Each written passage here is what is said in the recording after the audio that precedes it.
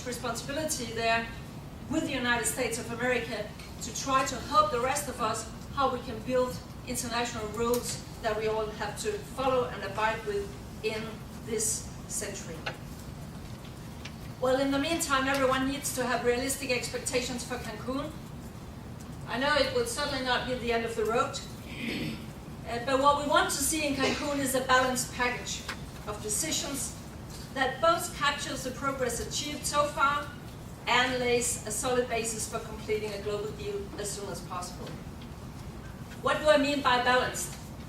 I mean that it's not enough just to make progress there where the developed countries minus the US is in the Kyoto track, and then there will be no sort of progress in the other track where all the other countries are. It must be balanced.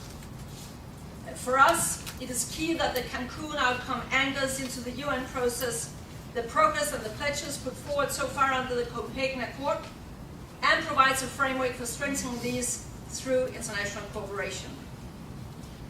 I already mentioned the finance. It must be delivered in Cancun, but also Cancun must solve a number of more architectural issues.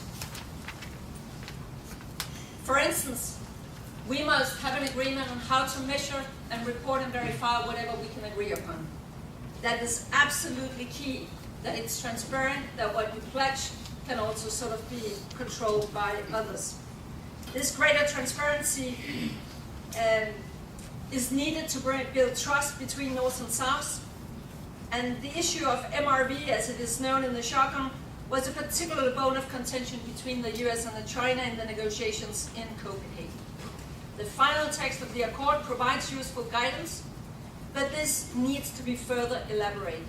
A process should be launched in Cancun to develop guidelines next year.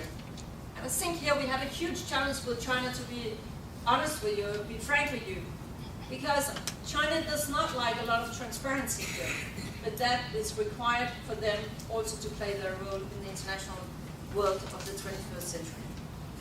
Then, just very briefly, a balanced package of positions should also include a set of decisions on forestry and adaptation, two areas where we actually had substantial progress in Copenhagen.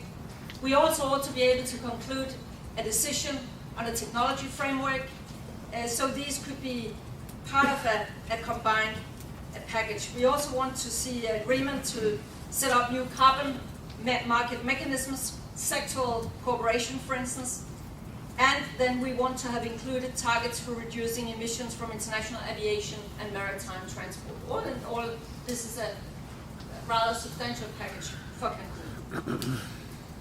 We also envisage that some of these decisions would be underpinned